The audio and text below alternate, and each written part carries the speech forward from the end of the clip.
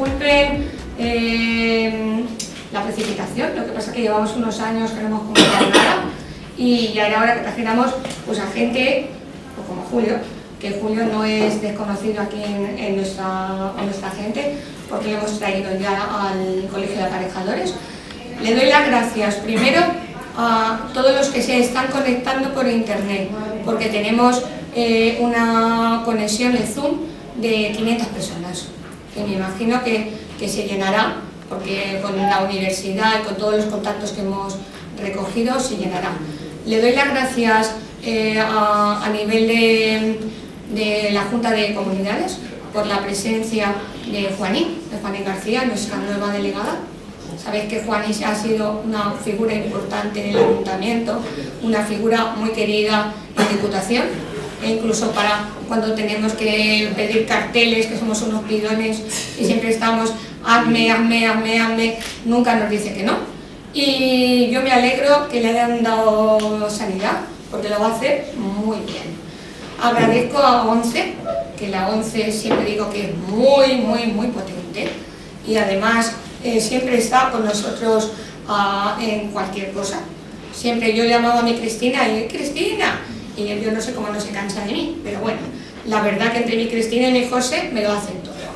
Y además os quiero manifestar que hacemos el 30 aniversario de la constitución de la asociación, una asociación que creó aquí nuestro presente tesorero, el señor Enarejos, con mi padre, con el señor Gómez, y además que gracias a ellos ya llevamos 30 años luchando.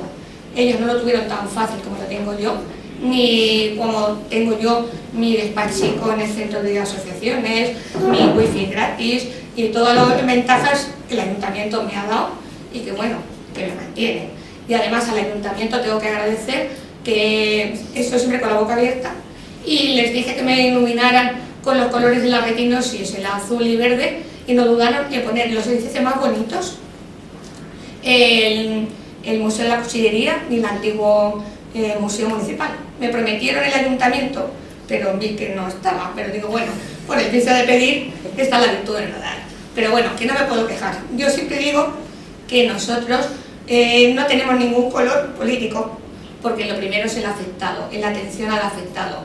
No podemos vincularnos ni a un sitio ni a otro, porque tenemos nuestras ideas y nos las guardamos en el bolsillo. Porque tenemos que pedir ayuda a la investigación, que den fondos cuando lo tienen que dar, que capaciten a los investigadores y les den alas para poder volar. Y desde luego, siempre pido. Luego siempre digo que tiene que haber un pacto. Debe haber un pacto, lo que hace uno que no lo debe tirar el otro. Pues ni por un color, ni por otro color, ni por nada. Y yo como docente he pedido siempre un pacto por educación, porque estoy hasta las narices de estar programando con cada gobierno una ley nueva. Y yo digo, a ver ya cuando se ponen de acuerdo y dejan de mirarse el ombligo. Pues en sanidad igual. A ver cuándo dejan de ponerse, de venir, porque al fin y al cabo tiene que haber una alternancia. Y luego doy las gracias a todos por aguantarme, no, si yo cuando menos me va mejor, por aguantarme y por ayudar a mi asociación, que somos poquitos pero bien avenidos. Yo pienso que nosotros somos una familia que reñimos y que nos llevamos bien, pero evidentemente una familia. Y darle las gracias a nuestro tesorero, que desde luego, con su mujer, que hoy es el día de la Virgen del Rosario, nuestra Charo, ya le tendremos un detallín, pero un detallín, Elena, me da por eso que tú sabes. Tenemos a nuestra Elena Caminos, que ole, esa es gloria en salsa, porque ha sido vicedecana, ha sido decana, y la tenemos como consejera, como paño de lágrimas y como todo. Entonces, antes de pasar a dar lo tenemos al principio nuestro concejal, Julián Galijo, después a Juaní García, después es al investigador, que es el que queremos escuchar, a los demás no queremos escucharlo tanto. Vamos a ver. Entonces, vamos ahora a proceder. Primero, antes de hablar, queremos hacer un pequeño homenaje a Charo. Elena, dale a Charo un ramito, el que vea más bonito, para ella. Me da igual, porque se lo merece.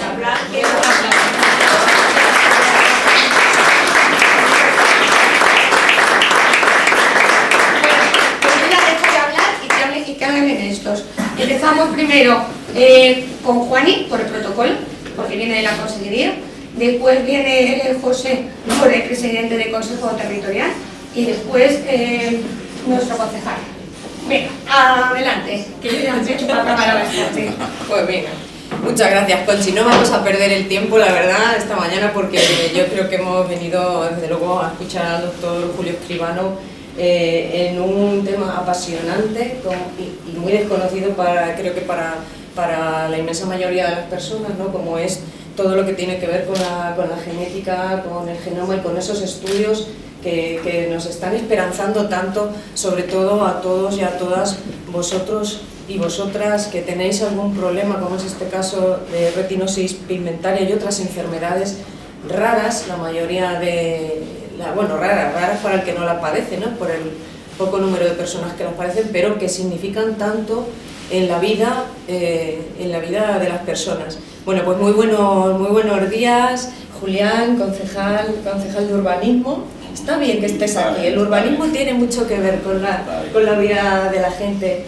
José, nuestro querido presidente territorial de la ONCE, qué grande y qué importante es la ONCE. En España tenemos estructuras como la Fundación ONCE que porque hemos crecido con ellas no les damos quizá la importancia que tienen, pero en los países donde no existen fundaciones como la ONCE, las personas con ceguera, con problemas graves de visión, viven y lo pasan muy mal, muchísimo peor que aquí en España. Muchísimas gracias, porque sois, pues eso, sois las manos a las que mucha gente se está agarrando, así que no podemos, por más que la sociedad, que seguir apoyando todo lo que ellos hacen. Y Julio, la verdad es que ha sido una alegría. Quiero saludar también que tenemos aquí la subdirectora de Enfermería de Atención Primaria, mi querida Marieta, y me lleva la sorpresa de que Julio pues es tu marido y me ha encantado. Bueno, tenemos mucha expectación, la verdad es que tengo mucha expectación en lo que tiene que contar. No me voy a enrollar porque ha dicho Conchi, efectivamente, que no es a nosotros a quien nos quiere escuchar. Solo quiero trasladaros un afectuoso saludo de nuestro consejero de Sanidad, Jesús, que le hubiera gustado mucho estar aquí, también de nuestro presidente de Castilla-La Mancha, y recordaros que hay una apuesta decidida por mantener este sistema de salud público, universal, solidario, que nos hemos tenido a bien en este nuestro país, crearlo y mantenerlo. Igual que digo con la ONCE, digo con nuestro sistema de salud, no en todos sitios es así, y creo que es algo que tenemos que mimar y cuidar todos de la mano. Yo creo que esto va a poder ser así, y estoy contigo, Conchi, en que habría que hacer un gran pacto social, político y social por esa sanidad, para que pueda seguir manteniéndose. Aquí en Castilla-La Mancha, ya lo anunció nuestro presidente hace muy poquito, para este próximo presupuesto otros 1.000 millones de euros más en sanidad, porque bueno, pues vemos que es necesario. Y bueno, pues algunas sorpresas que yo no quiero, ni quiero ni puedo desvelar, pero que tienen mucho que ver con esas nuevas fórmulas, ¿no? Personalizadas, como les llaman así, para tratar muchas enfermedades que hasta ahora pues tienen muy difícil tratamiento. Así que muchísimas gracias por invitarnos a estar aquí y que disfrutéis mucho este día de convivencia, ¿no? Porque al final es un día de convivencia. Muchas gracias.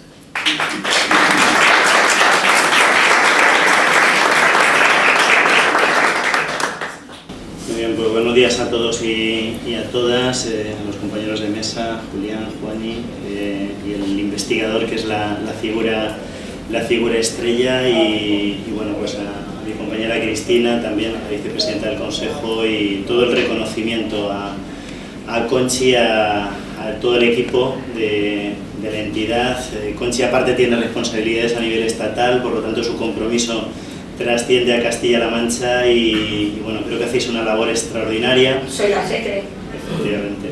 Sois familia para la ONCE, una entidad que opera dentro de nuestra institución y que busca una respuesta especializada también a la retinosis pigmentaria como patología de patologías, y que afecta a un grupo importante de nuestra base social también de la entidad. Por lo tanto, al final hay un elemento de convergencia permanente. El Consejo General de la ONCE pues tiene siempre una preocupación y una dedicación también importante a todas las entidades que operan también dentro de la ONCE. Forma parte de nuestro modelo de democracia interna, de diversidad y de activación. Las personas ciegas yo creo que siempre nos hemos caracterizado por estar muy activados, por organizarnos, por tener el principio de la unidad como bandera, y de ahí surgen todas estas entidades que también, pues junto con la entidad madre, buscan esa respuesta, ¿no? Nosotros la semana pasada justo estábamos celebrando nuestro día regional de la ONCE, lo hacíamos en el Alcázar, también como elemento de afirmación, y estamos en pleno proceso también de lanzamiento de las semanas de la ONCE. Por toda la comunidad autónoma estamos haciendo actividades de sensibilización, y yo creo que también esta forma parte de la sensibilización, ¿no? Que hoy se hable de retinosis pigmentaria en Albacete, en Castilla-La Mancha, quiere decir que la gente tenemos problemas de los de verdad. Es un problema muy complejo, una enfermedad rara que cuando nos llega nos paraliza, nos cambia la vida a nosotros y a los que tenemos alrededor, y que entidades con trayectoria y con experiencia y la activación y la articulación de los pacientes junto con las administraciones nos permiten buscar una respuesta.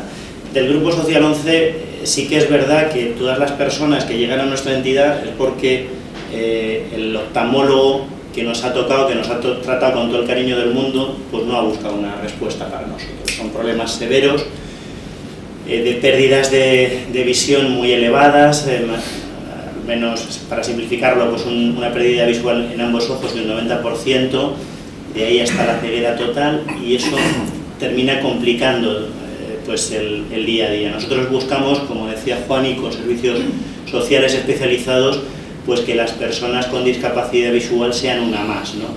Y ahí tenemos que ir de la mano, ¿no? de la investigación. La ONCE humildemente invierte muchos recursos también en investigación. Pues hay una convocatoria anual que lanzamos a grupos de investigadores, a universitarios, fundamentalmente, porque ahora yo creo que sí que, lo comentábamos con Julio al principio, ¿no? Como que estamos un poquito más cerca. Sí que es verdad que nosotros en la entidad, a todas las personas afiliadas, les decimos en cierto modo que se den el alta, que siguen con su oftalmólogo de confianza, pero sí que es importante saber que lo que nos pasa es un tema grave y que no tiene una fácil solución. Por lo tanto, mientras tanto tenemos que buscar elementos de autonomía, rehabilitarnos personalmente, buscar elementos de movilidad, tener una vida, ¿no? Estudiar, trabajar y ser uno más en la sociedad, ¿no? Pero sí que es verdad que estamos en un momento, yo creo, prometedor. Por eso es muy importante que las instituciones no quiten el pie del acelerador de los recursos económicos para investigación. La verdad es que sí que yo creo que es uno de los déficits que tiene nuestro país, y es que es difícil investigar en España. Creo que se van recuperando los presupuestos, pero yo creo que nunca han sido suficientes, y es muy importante por la cuenta que nos trae a todos, porque la esperanza de vida que tenemos es muy elevada y aspiramos a vivir más, pero también queremos vivir mejor, con salud, y eso es un elemento esencial. Por lo tanto, esa convocatoria pues, que lanzamos a grupos de investigación, pues la mantenemos, la seguiremos ampliando, en tanto en cuanto, bueno, nosotros pues, solamente tenemos la fuente de financiación de la venta de nuestros productos de juego social y responsable en la calle, de nuestros vendedores y vendedoras, 19.000 centinelas de la ilusión, pues que nos permiten mantener un sistema de servicios sociales muy potente, de lo mejor en el mundo, y lógicamente también pues lanzar este elemento de recursos hacia la investigación.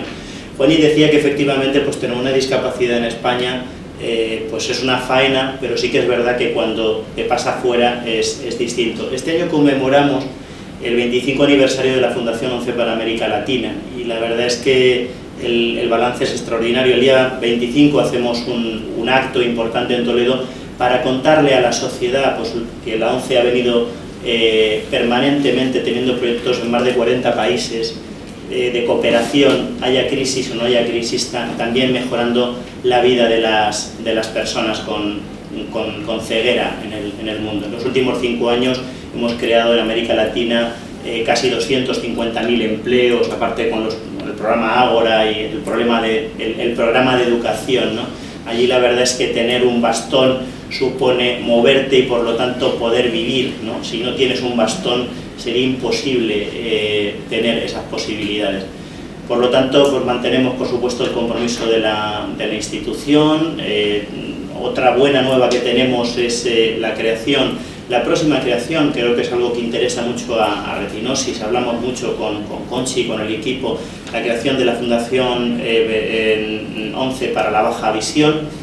Es un poco esa población que se nos quedaba a las puertas de la afiliación, porque realmente los servicios que presta la institución son servicios especializados para muy baja visión, ceguera o una visión mínima. Entonces sí que es verdad que si te llega una persona con 0,3, 0,5, pues lógicamente tiene un problema en su vida, pero no está para una atención de estas características, y estamos generando de la mano de la Sociedad Española de Oftalmología un catálogo de servicios para también acompañar, ¿no? Y ahí vuestra labor va a ser esencial, y creo que la coordinación siempre es extraordinaria con Retinosis y con el resto de entidades, y la verdad es que es un proyecto estrella de este mandato que nosotros hemos empezado y que por supuesto mantendremos puntualmente informados también para avanzar, ¿no? Nos pasa en Retinosis, ¿no? En función del estadio de la enfermedad, pues se tienen unas características distintas y unas necesidades distintas. Y nada más que decir, pues que muchísimas gracias por invitarnos un año más, y bueno, pues todo el reconocimiento a la entidad. Muchas gracias.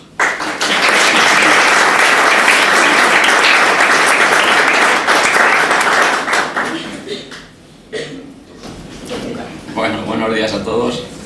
Yo en primer lugar quería trasladaros un afectuoso saludo de nuestro alcalde, de Manuel Serrano, que bueno, la verdad es que es una buena noticia que la ciudad sea muy activa y muy dinámica, pero este fin de semana ha sido algo ya excepcional.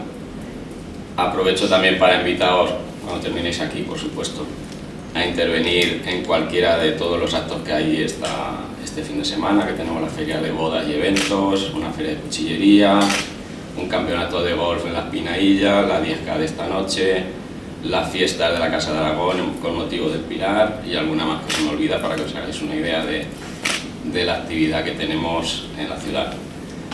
También nos sentimos bastante orgullosos de que la sede regional de vuestra asociación esté aquí en Albacete, y especialmente en Casa Carretas, que es un proyecto que personalmente me hizo bastante ilusión porque se desarrolló y se ejecutó en otra anterior etapa en la que yo precisamente era el concejal de Obras Públicas. Juan también estaba con nosotros. Y en cuanto a lo que decía Conchi de ponernos de acuerdo, yo creo que nosotros nos llevamos bien, por lo menos aquí no tenemos problema, en esas cosas nos ponemos de acuerdo. Nosotros estamos a disposición de lo que necesitéis desde el Ayuntamiento, no hay ningún problema en que nos solicitéis cualquier cosa que podamos dentro de nuestras competencias, y simplemente que disfrutéis de estas jornadas, y nada más, a vuestra disposición. Gracias.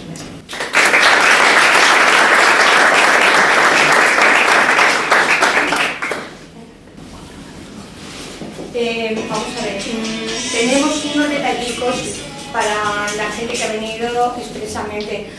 Juani tiene súper rico. Y ahora a los hombres le tengo reservado, y a Juani también, que es mi preferida, una botellita de aceite pequeñita. Ahora os la doy. Pero es que no quiero yo salir, me gusta la cámara te escucha. Yo la cámara yo no somos unas amigas.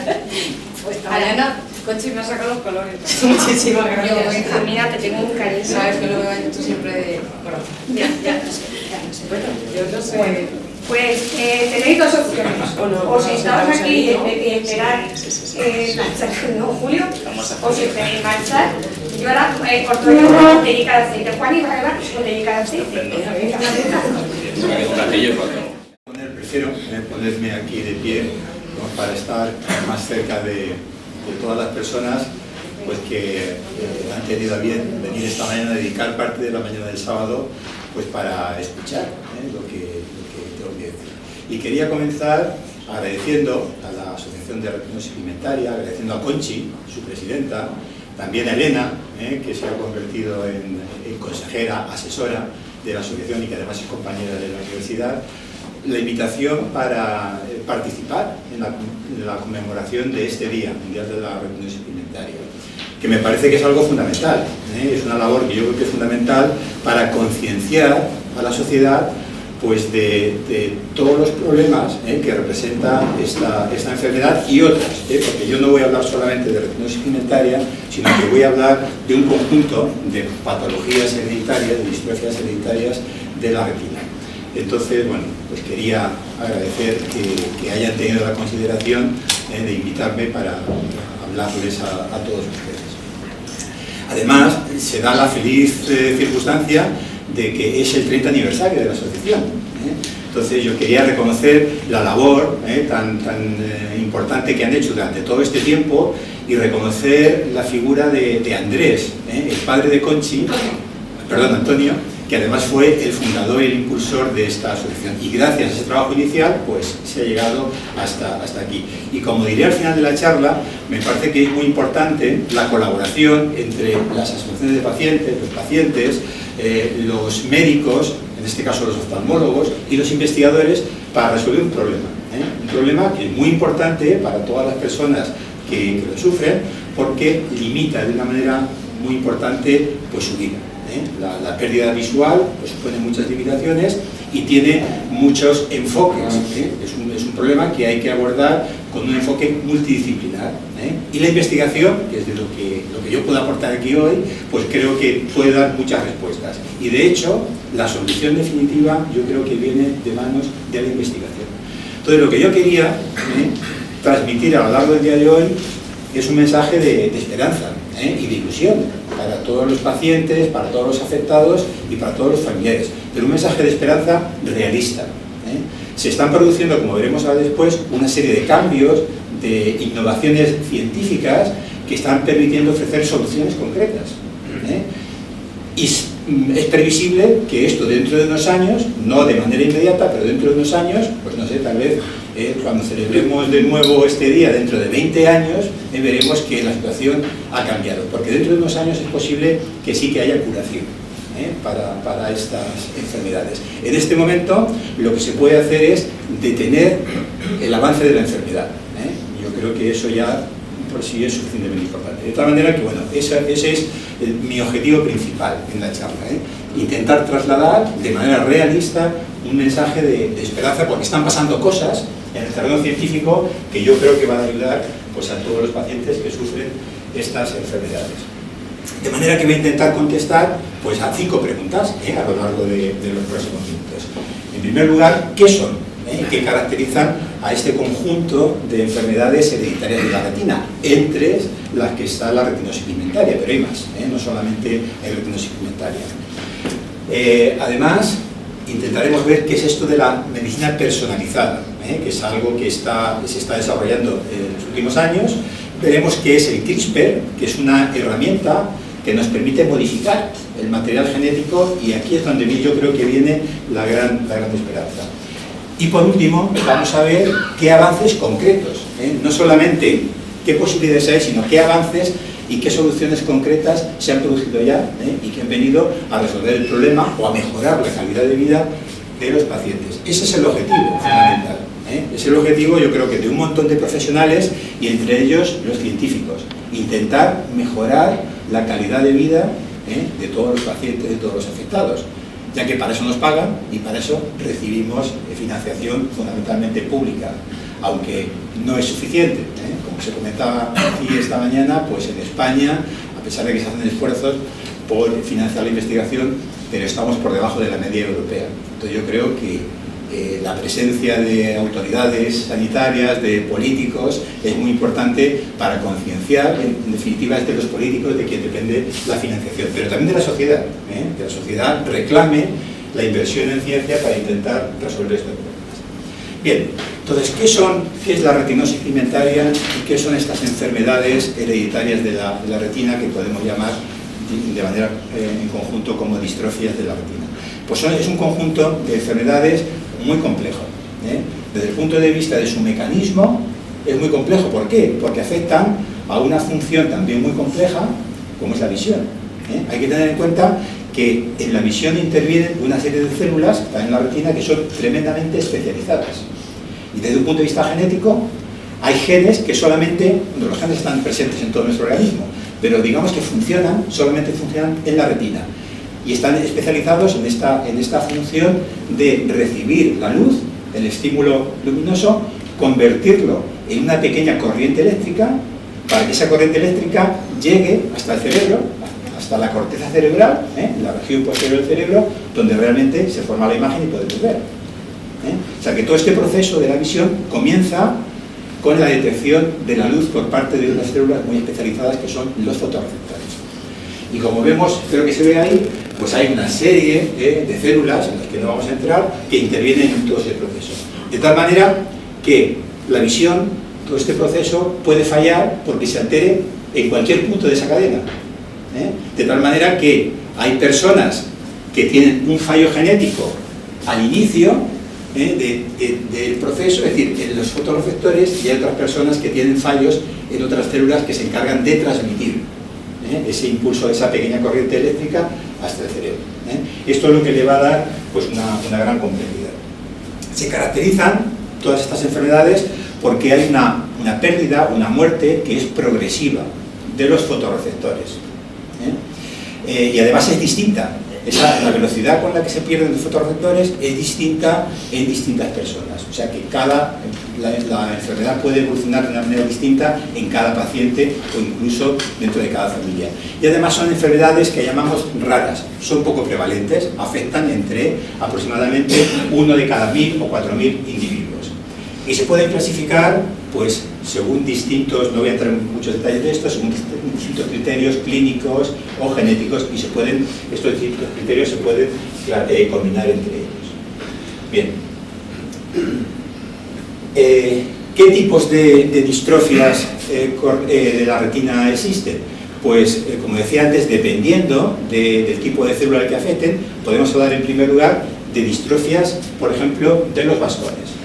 Los bastones son células que están especializadas sobre todo en la visión nocturna. Entonces, las personas que tienen una alteración de los bastones, lo que van a tener es una alteración fundamentalmente de la visión nocturna. Y aquí tenemos a la retinosis pigmentaria. La retinosis pigmentaria formaría parte de este tipo de enfermedades. Y se calcula que afecta aproximadamente a 1,5 millones de personas en todo el mundo. O sea que es una enfermedad desde el punto de vista importante. Luego tenemos otro conjunto de enfermedades que se van a producir por la muerte de los conos. Los conos son responsables, por ejemplo, de la visión de los colores y de la visión más aguda. Y podemos tener pues, una pérdida que sea generalizada. Y dentro de este tipo de enfermedades encontramos, por ejemplo, la enfermedad de Stargardt. Una maculopatía, es una enfermedad que afecta a una región de la retina que se llama la mácula y se caracteriza por una pérdida de la visión central. En otros casos la pérdida de la visión puede ser periférica. Y luego tenemos formas muy graves como la amaurosis congénita de Leber.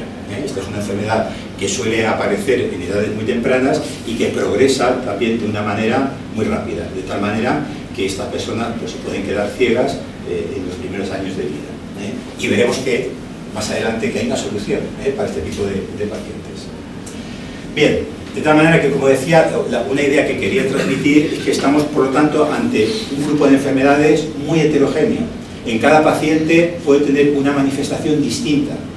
En cada paciente se puede iniciar en un momento distinto y puede progresar a una velocidad distinta. Lógicamente, las formas más graves de la enfermedad aparecen en los primeros momentos de la vida, en etapas infantiles. Y la ceguera puede producirse también en esos momentos tempranos de la vida. En otros casos, por ejemplo, en casos de retinosis pigmentaria, el problema visual aparece ya en edad adulta. Y la progresión de la pérdida visual es muy lenta y no tiene por qué llegarse a producir una ceguera total. De tal manera que, bueno, lo que quería decir sobre todo es que hay mucha variabilidad, muchas diferencias entre este conjunto de enfermedades. Desde el punto de vista genético, que es la clave, porque son enfermedades producidas por la alteración de genes, pues resulta que tenemos distintos tipos de herencia, y eso nos puede ayudar a comprender qué es lo que está pasando en las distintas familias. En primer lugar tenemos lo que se conoce como una herencia autosómica dominante. ¿Cómo podemos reconocer una herencia dominante? Pues es muy sencillo. Cuando vemos que un enfermo tiene alguno de sus padres también enfermo. Entonces lo que estamos viendo ahí, cuando hacemos la historia familiar, es que prácticamente en todas las generaciones de una familia hay algún afectado por esta enfermedad. Eso es lo que caracteriza a la herencia dominante. Y en este caso es muy fácil reconocer que es una enfermedad hereditaria. El problema viene cuando no estamos ante una enfermedad dominante, sino ante una enfermedad recesiva. Y en la mayor parte de los casos, esta enfermedad va a tener una herencia recesiva. ¿Por qué se caracteriza la herencia recesiva? Pues porque la enfermedad no está presente en una generación y puede aparecer, como veremos a ver después. Entonces, van a ser la mayor parte de los casos. En una familia puede nacer un niño con esta enfermedad, estando sus padres sanos. Eso puede ser, es lo que en principio se llama un caso esporádico, pero la mayor parte de los casos esporádicos podemos demostrar que son debidos a una enfermedad recesiva, una herencia recesiva, y ahora después intentaré explicar por qué se produce esto. Otro patrón de herencia está ligado al cromosoma X. Cuando el gen alterado se localiza en el cromosoma X y va a afectar sobre todo a los varones, porque seguramente sabrán que los varones tenemos solamente un cromosoma X, y las mujeres tienen 2 cromosomas X. De tal manera que si un niño varón nace con un cromosoma con el gen que se localiza en el cromosoma X alterado, va a manifestar la enfermedad. Sin embargo, si es una niña, un X puede estar alterado y el otro puede ser normal, y eso compensa, ¿vale? Y luego también tenemos una herencia mitocondrial. El ADN mitocondrial, esto es una palabra un poco rara, las mitocondrias se localizan en una parte de la célula, se encargan de la producción de energía y también tienen su material genético, hay genes dentro de la mitocondria. Y desde el punto de vista genético, lo interesante de las mitocondrias es que las heredamos, las recibimos solamente de nuestras madres. Entonces la herencia mitocondrial se caracteriza porque es por vía materna. El óvulo, en el embrión, todas las mitocondrias del embrión van a proceder del óvulo. Y dentro de la herencia mitocondrial pues tenemos una enfermedad que es la neuropatía hereditaria óptica de Leber, que es dentro de las mitocondriales la más prevalente, por eso es importante. Luego además resulta que tenemos, para complicar las cosas más, pues hay fenómenos en los que no voy a entrar, como son la penetración incompleta, la expresividad variable, la heteroplasmia. Únicamente voy a hablar un momentito de esta palabra también tan rara, la heteroplasmia, pero que lo que va a producir es muchísima variabilidad, muchísimas diferencias. Por ejemplo, esto es característico de la herencia mitocondrial. Podemos tener una familia donde está este tipo de alteración visual, la neuropatía hereditaria óptica de Leber, una familia donde haya varios hijos, varios hermanos, y la enfermedad óptica del nervio óptico puede tener distinta gravedad en distintos hermanos, debido a ese fenómeno de heteroplasma. Es decir, va a producir muchísimas diferencias entre los individuos. Y esto hay que entenderlo, yo creo que para poder informar bien a los pacientes. Y toda esta heterogeneidad pues representa un desafío desde el punto de vista del diagnóstico genético. La genética, ¿qué nos va a aportar? Pues en primer lugar, cuando somos capaces de encontrar la alteración genética, que no siempre es así, como veremos comentar después, muchas veces lo que nos aporta es que es capaz de aclarar el diagnóstico, porque desde un punto de vista clínico, y aquí hay oftalmólogos que saben perfectamente de lo que estoy hablando, desde un punto de vista clínico resulta que muchas de estas enfermedades pueden tener síntomas comunes y puede ser difícil distinguir de qué estamos hablando. Incluso a veces, desde el punto de vista clínico, podemos clasificar a un paciente como de un determinado tipo y sin embargo el estudio genético nos dice que no es así. Es decir, los estudios genéticos nos ayudan a definir el diagnóstico, a aclararlo y en algunos casos incluso a reclasificar lo que habíamos dicho.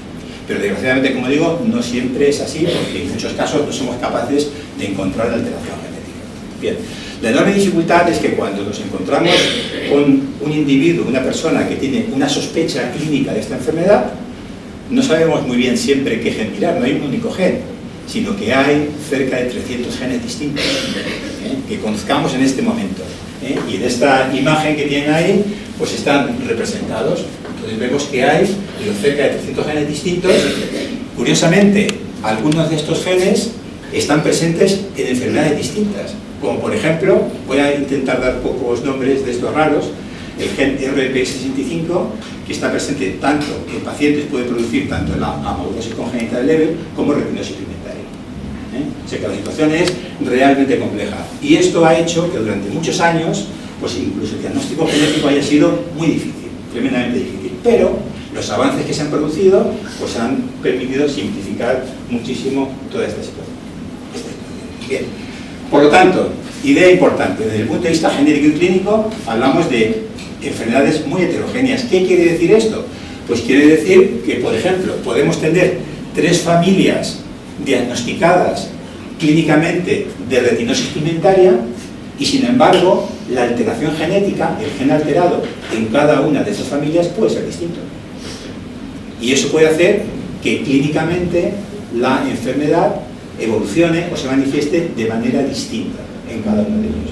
Por lo tanto, ya estamos viendo, y esto conecta con la medicina personalizada, que realmente no podemos hablar de enfermedades, sino de enfermos. Y si la causa de la enfermedad en cada paciente es distinta, aunque la alteración funcional sea la misma, la solución también tiene que ser distinta, tiene que estar hecha a medida, si podemos, para cada uno de los pacientes. Y eso básicamente es la medicina personalizada. Diseñar tratamientos a medida para cada paciente en función de su alteración genética.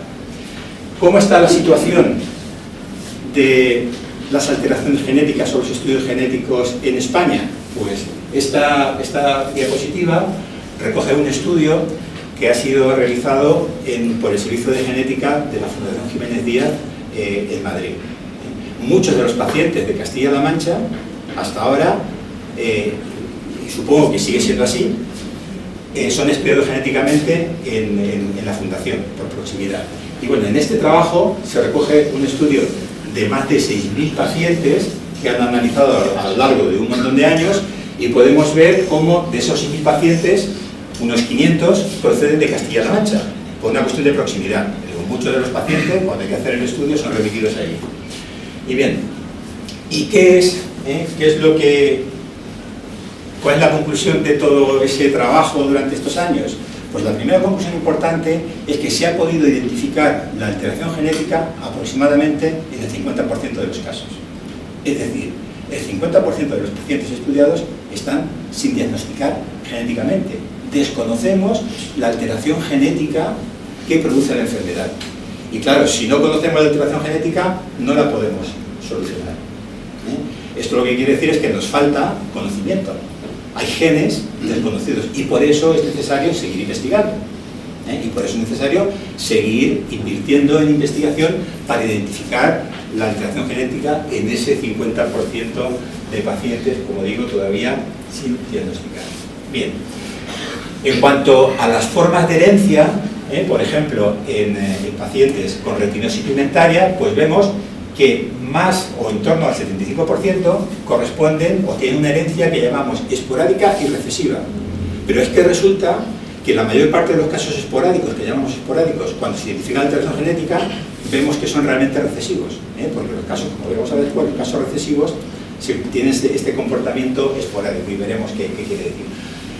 El siguiente grupo de pacientes, según el patrón de herencia, son pacientes con herencia dominante, es decir, siempre vamos a encontrar que el padre o la madre también presentaba la enfermedad, y luego tenemos también, el siguiente grupo sería el de la herencia ligada al cromosoma X. Y en el caso de las distrofias que no tienen que ver con la retinosis pigmentaria, pues la situación, como ven ahí, también es muy parecida. Los casos esporádicos y los casos recesivos son mayoritarios.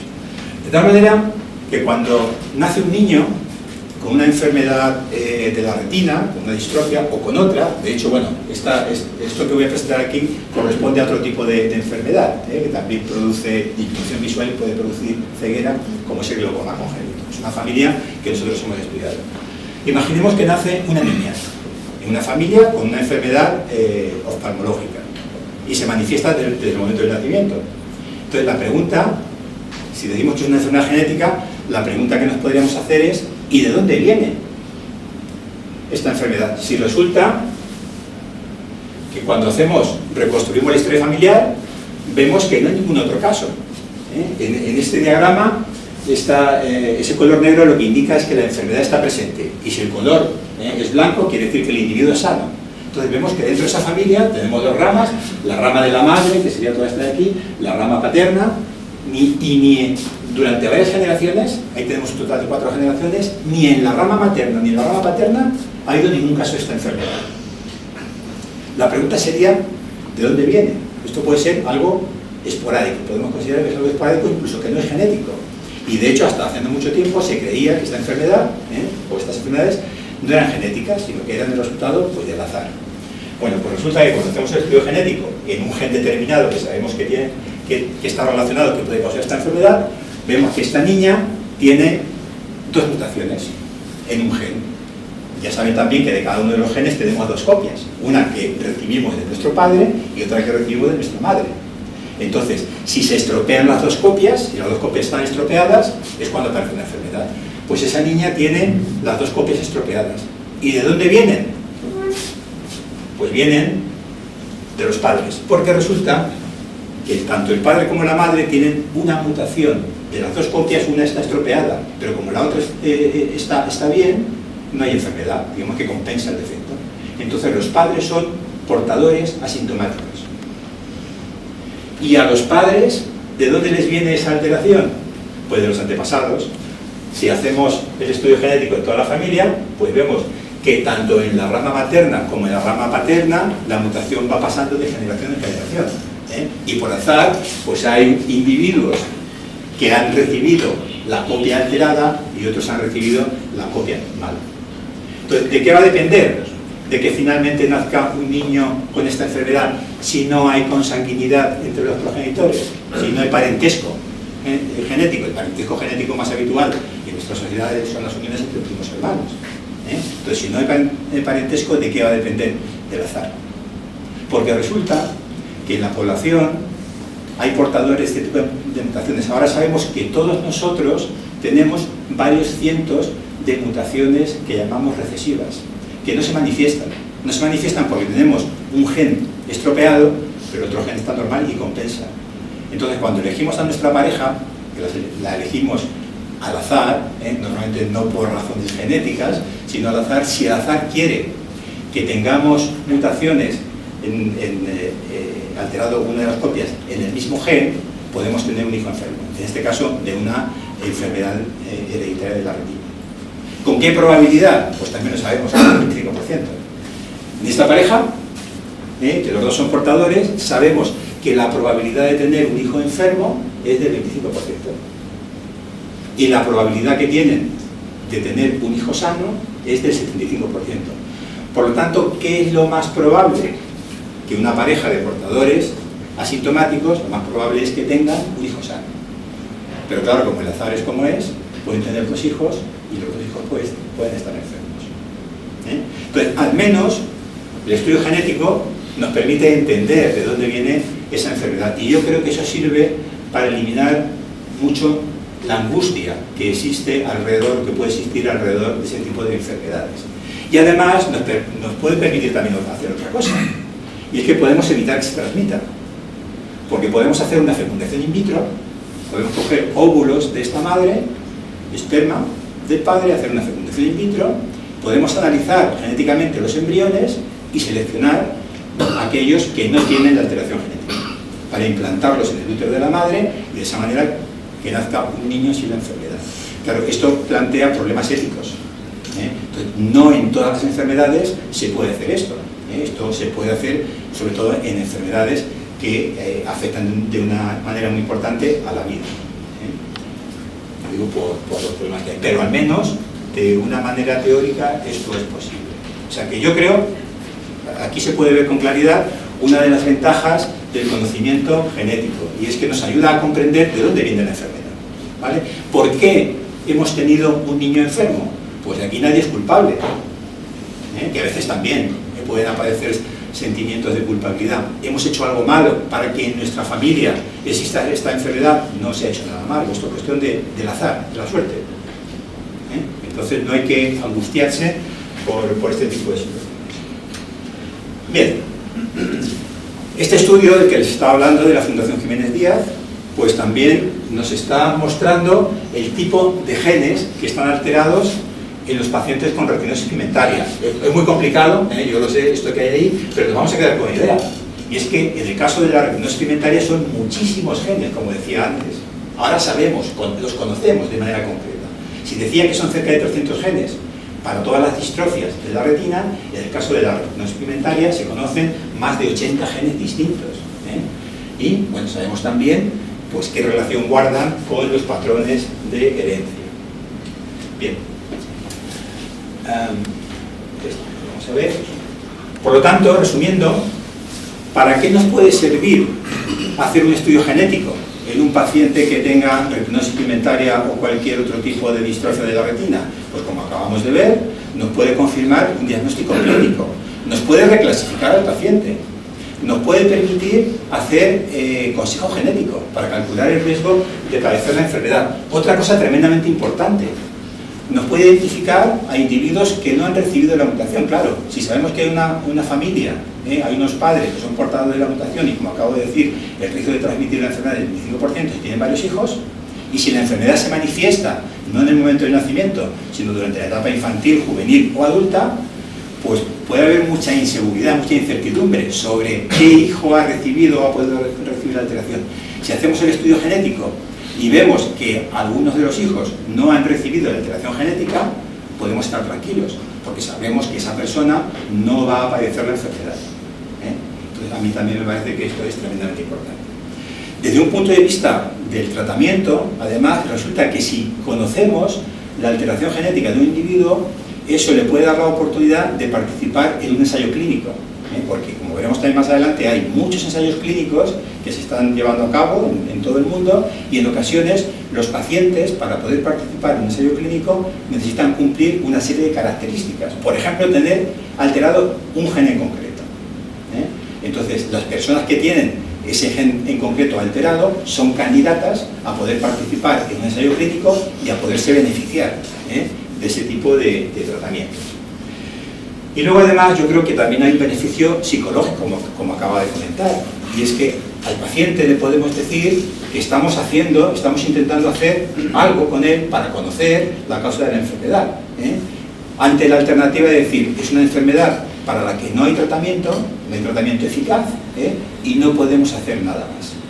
Entonces, bueno, pues te digo que el estudio genético pues nos abre las posibilidades para seguir haciendo todo ese tipo de cosas. Y aquí es donde viene, después de haber visto la enorme complejidad que tienen estas patologías, de que cada paciente puede ser distinto, pues viene el concepto de medicina personalizada, que se ha desarrollado en los últimos años. Posiblemente se potenció mucho esta idea de medicina personalizada en el año 2015 con el presidente Obama, cuando Obama todavía era presidente de los Estados Unidos, porque puso en marcha una gran iniciativa para desarrollar la medicina personalizada, y esto se ha trasladado a todo el mundo. ¿Qué es la medicina personalizada? Pues consiste en utilizar la información genética, el conocimiento de la alteración genética de cada individuo, para diagnosticar, para manejar clínicamente, quiero decir, y para tratar a los pacientes. De tal manera que tengamos tratamientos a medida, el que le va bien a cada paciente. Tengan en cuenta que, por ejemplo, los tratamientos farmacológicos que se utilizan son estadísticos. Es decir, ¿qué dosis damos a un paciente de cualquier enfermedad? Normalmente se da una dosis que es la media estadística, es la que le va bien a la mayor parte de las personas. Pero hay personas que no responden bien porque la dosis se les queda corta, y para otras hay efectos secundarios porque la dosis es demasiada. Y tradicionalmente lo que se hace es un ensayo y error. Se da la dosis estándar al paciente y vemos cómo responde, y subimos o bajamos. Bueno, pues hay ciertos fármacos que, si conocemos qué tipo de genes tiene cada persona, podemos ajustar la dosis directamente, evitando todos esos problemas. Y luego están los tratamientos, ya digo, específicos, que nos permiten corregir incluso el defecto genético.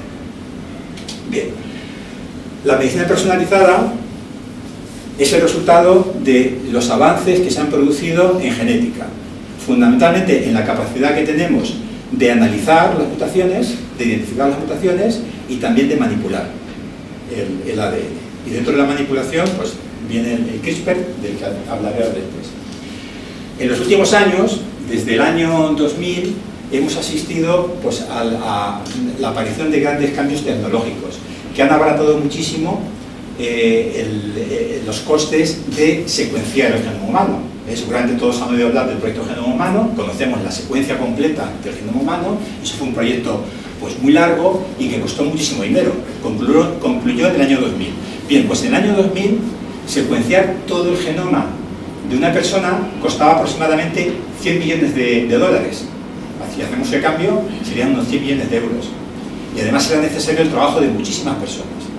¿Se hacen una idea? 100 millones de euros. Con 100 millones de euros podríamos hacer muchas cosas. Pues en el año 2020, o sea, el desarrollo de la tecnología, estamos ya en secuenciadores de tercera generación, nos permiten, han reducido los costes 1 millón de veces. Por unos cientos de euros podemos secuenciar el genoma completo de una persona, y además en muy poco tiempo. Es decir, por ejemplo, a partir de una muestra de sangre de cualquiera de nosotros, en unos días, por unos cientos de euros, podríamos conocer la secuencia de todo nuestro genoma. Los cambios que hay ahí, y los cambios que nos hacen susceptibles a padecer enfermedades, o cambios que son causa de enfermedades. Entonces, esto ha sido, como digo, una auténtica revolución.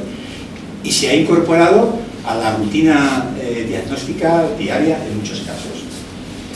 Y el otro gran avance ha sido el CRISPR.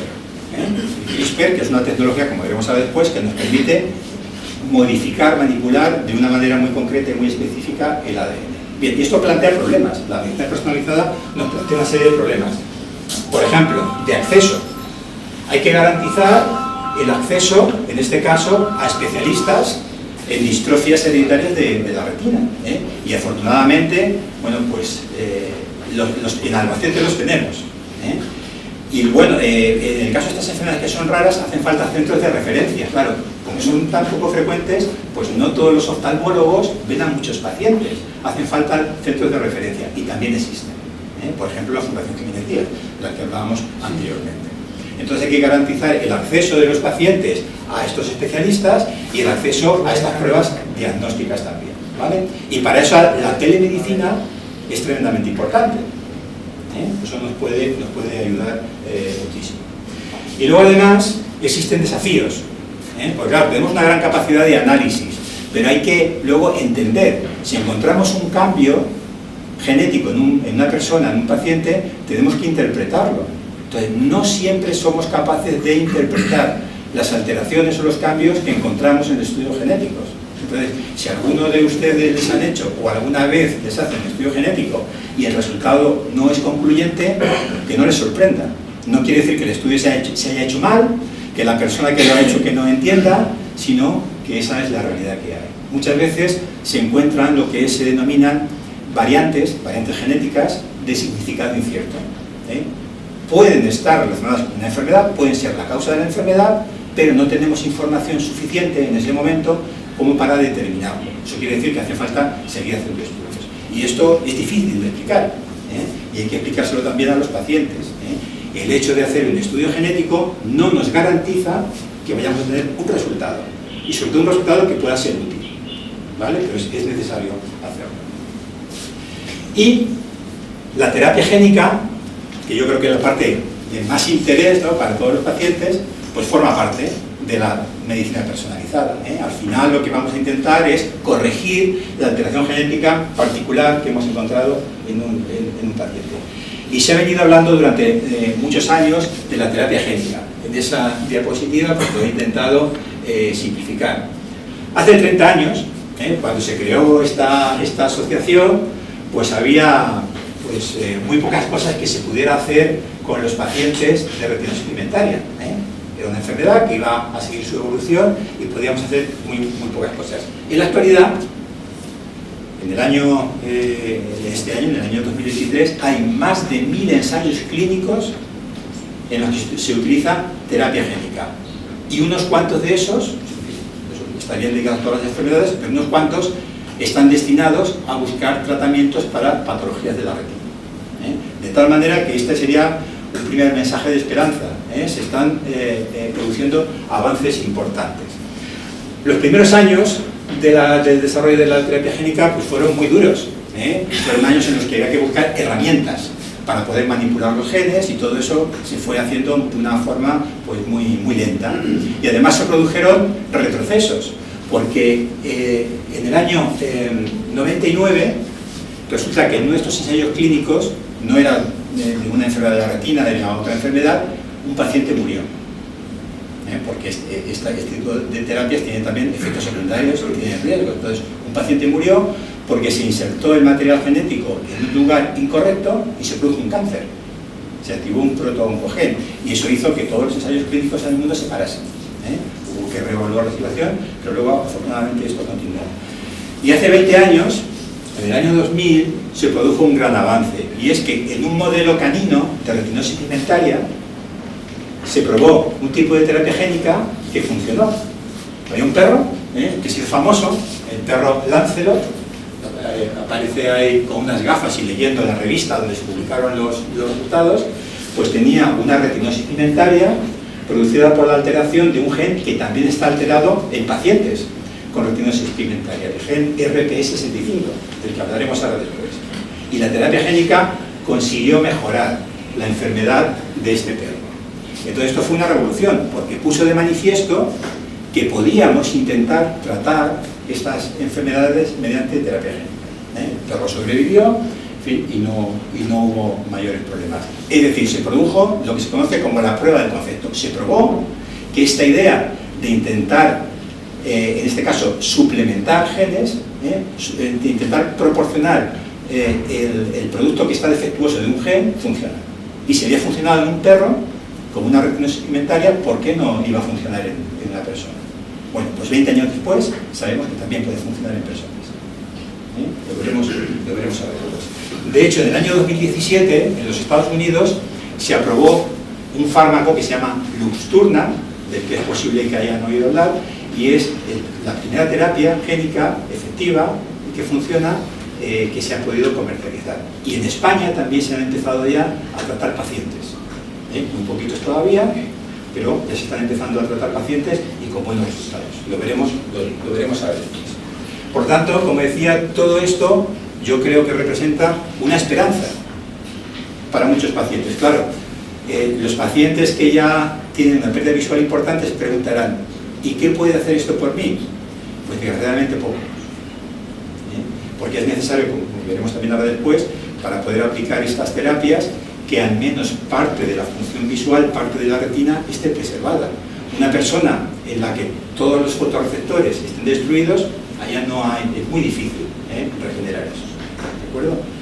Pero desde luego supone una gran esperanza para los familiares, para los hijos de estos pacientes o para los niños que vayan a nacer en el futuro con este tipo de enfermedades, porque van a seguir naciendo niños que tengan distrofias hereditarias de la retina.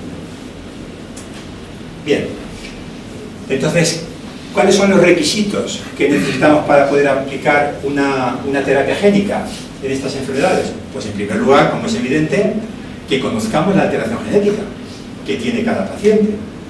Además, como todavía está en estudio, pues no vamos a aplicar esto si la persona conserva buena parte de su visión, porque pueden aparecer efectos secundarios que empeoren la situación. Entonces, solamente cuando hay una pérdida visual importante, todavía queda algo de visión preservada, algo de función visual, es cuando lo podemos intentar. Además, que no haya ningún tratamiento alternativo, que sea la única opción terapéutica. Y además, tenemos que ser capaces de introducir ese material genético en el paciente de una forma segura, de forma que no haya efectos secundarios. De tal manera que, desde un punto de vista práctico, pues tenemos que ver, para diseñar la terapia, qué tipo de alteración hay, qué tipo de célula es la que tenemos que corregir y cuál es el método más adecuado para introducir el ADN terapéutico dentro de la célula diana. De tal manera que las etapas generales que tenemos que seguir en este tipo de terapia empezaría con la identificación de la mutación, el cambio de letra que se ha producido en el material genético.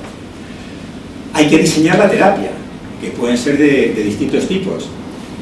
De manera ideal, lo que tendríamos que hacer, por ejemplo, en células del paciente, eso depende de la enfermedad, pero sacando, para no exponer al paciente a un riesgo innecesario, podríamos coger una muestra de células del tejido de ese paciente e in vitro probar que funciona. Y una vez que vemos que funciona in vitro, entonces podríamos intentar modificar el material genético directamente sobre el paciente. Y para ello tenemos que ver cuál sería el método más adecuado de introducción del material genético. Normalmente lo que vamos a utilizar son virus, como vectores, es decir, como transportadores de ese material genético terapéutico. Lo que vamos a utilizar son virus, como veremos después. Bien, de tal manera que tenemos dos tipos de estrategias en la terapia génica. Unas que son, digamos, las realmente personalizadas, que se basan en el conocimiento de la mutación, y luego, aún así, se puede, cuando no conocemos la alteración genética, pues hay terapias génicas, digamos, más generales, que por ejemplo, como por ejemplo la optogenética, de la que no voy a hablar mucho, pero que consiste en intentar introducir moléculas que son capaces de captar la luz en células que ya no son fotorreceptoras, en células que queden en la retina. Son otro tipo de neuronas que de manera natural, digamos, no expresan la proteína que capta la luz, pero nosotros podemos hacer que lo expresen. Eso es la optogenética, ¿vale? Eso es una opción. O también se pueden desarrollar terapias génicas que intenten frenar la muerte celular de una manera general, pero no serían específicas. Y dentro de las terapias génicas que se basan en el conocimiento de la mutación, de la alteración concreta de cada paciente, pues tenemos, en primer lugar, las estrategias de sustitución del producto del gen que está alterado. ¿Qué es lo que pasa en pacientes con retinosis pigmentaria que es recesiva? Pues lo que les pasa es que no son capaces de producir la proteína que fabrica ese gen. ¿Vale? Entonces es la falta, desde un punto de vista funcional, es la falta de una proteína lo que está causando la muerte de los fotorreceptores. De tal manera que si yo soy capaz de hacer que las células de ese paciente produzcan esa proteína, a lo mejor, si no curo la enfermedad, porque ya está avanzada, sí que soy capaz de evitar que siga progresando o que progrese más lentamente. Eso es lo que se denominan terapias de sustitución o de reemplazo. Lo que intento es reemplazar la proteína defectuosa. Y esa es la estrategia de Luxturna, del tratamiento que ya, digamos que es comercial, que se está aplicando para pacientes con un determinado tipo de retinosis pigmentaria. Y la gran esperanza, porque esto sí que nos permite corregir el defecto genético, es el CRISPR. Está un paso por detrás en cuanto al desarrollo. Que yo sepa, no hay ningún fármaco todavía en oftalmología para este tipo de terapias que se esté aplicando, digamos, fuera de los ensayos clínicos, sí que hay ensayos clínicos, pero el CRISPR lo que permite es in vivo, in vitro, pero in vivo, corregir el gen defectuoso en los pacientes. Podemos manipular directamente el material genético de un paciente para corregir la mutación y para hacer que el gen que no funcionaba en la retina comience a funcionar. Si eso lo conseguimos, habremos curado la enfermedad. Y bueno, eso es lo que permite el CRISPR. Y luego, bueno, hay otras técnicas que son, digamos, transitorias, como y se han utilizado en el pasado, como el silenciamiento. Bien, una vez que tenemos nuestra terapia génica desarrollada, hay que aplicarla. ¿Y eso cómo lo hacemos? Eso lo van a hacer los oftalmólogos. Pues hay que ver cuál es la manera más conveniente. Hay métodos no invasivos. Se puede aplicar la terapia génica pues, en un colírio, en unas gotas. Claro, eso depende del tipo de enfermedad. Eso podría venir bien, por ejemplo, para enfermedad de la córnea. Pero si la enfermedad es de la retina, pues tenemos que hacer que llegue el material genético terapéutico hasta la retina. Y eso se puede hacer, por ejemplo, mediante una inyección subretiniana.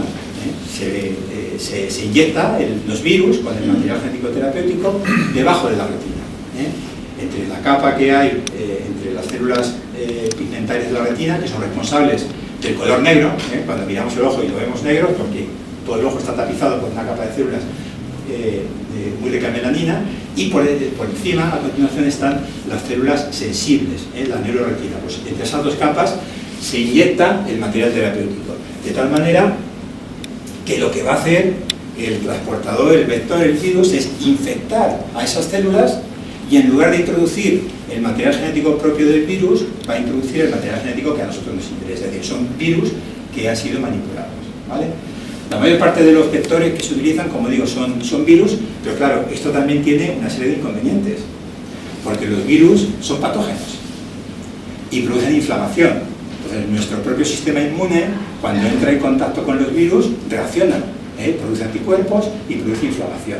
Y de hecho, durante todos estos años, lo que ha habido que hacer ha sido mejorar las propiedades de esos virus para disminuir la inflamación y, sobre todo, para que los virus no nos produzcan otra enfermedad. A la hora de intentar corregir una enfermedad o curar una enfermedad, que no nos causen otra. Entonces, simplificando las cosas, lo que hacemos es quitar los genes malos del virus, los que producen la enfermedad del virus, e introducir el gen bueno, el gen terapéutico. Y como el virus está especializado, su función consiste en introducir su material genético dentro de nuestras células, lo que va a hacer en este caso ese virus manipulado, ese virus sanador, lo que va a hacer es infectar a nuestras células e introducirles el ADN que va a comer, ¿vale? Y tenemos que hacer que llegue el virus, pues en este caso hasta la médula. Bien, entonces, como digo, la gran esperanza desde mi punto de vista es el CRISPR. Y vamos a ver en qué consiste el CRISPR. Hay una historia que a mí me parece muy bonita detrás de todo esto. Y la historia se inicia pues aproximadamente hace 20 años. Y el descubridor de este sistema es un español que casi que es vecino nuestro, porque es un profesor de microbiología de la Universidad de Alicante.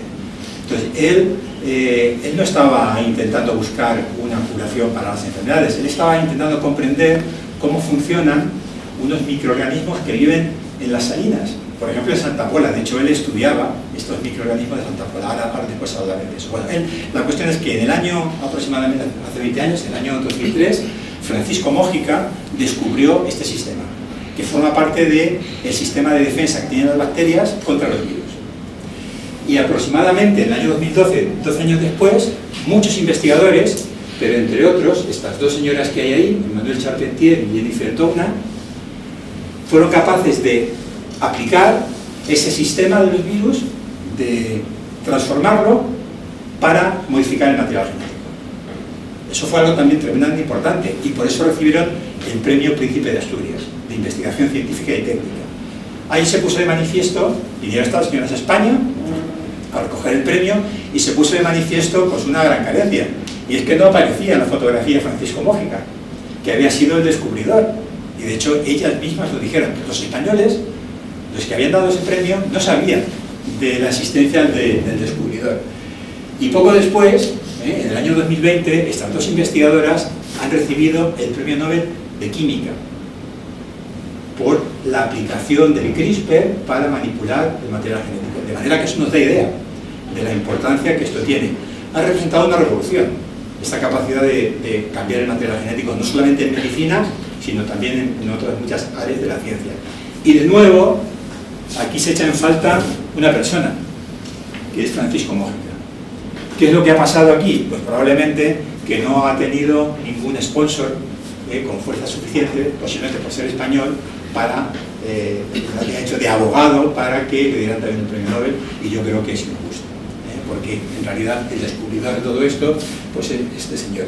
Y ahí le tenemos, la prensa ha recogido esto porque durante varios años estuvo en las quinielas Francisco Mójica para recibir el premio Nobel y finalmente pues no ha sido así. Se lo llevaron estas otras dos investigadoras, estas dos científicas, ¿vale?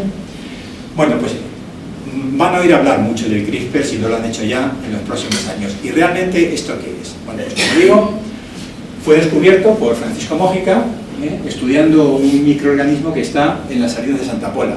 Si han estado en la salina de Santa Pola o en cualquier otra salina, habrán visto que tiene un color rosado a veces, pues es precisamente por el crecimiento de este microorganismo. Bien, él estudiaba el material genético de ese microorganismo y vio que había una serie de secuencias de letras, A, C, G, T, que se repetían. Y se preguntó, era una cosa rara, y él se preguntó que eso qué era y para qué servía.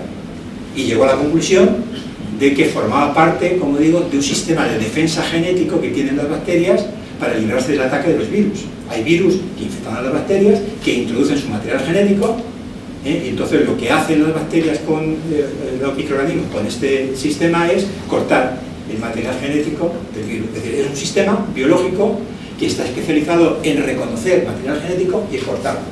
Por eso el CRISPR también se llama sistema de corta-pega. De cortar consiste en cortar de una manera muy precisa y en pegar. Y eso es lo que necesitamos para reparar una mutación, cortar y pegar. Y bueno, a mí me gusta Si ven ahí, no sé si reconocerán a ese monje que hay arriba, que es Mendel, es Gregorio Mendel, que es el padre de la genética. En muchas pinturas se representa así, y cuando puse las dos fotografías juntas, pues resulta que tienen la misma pose.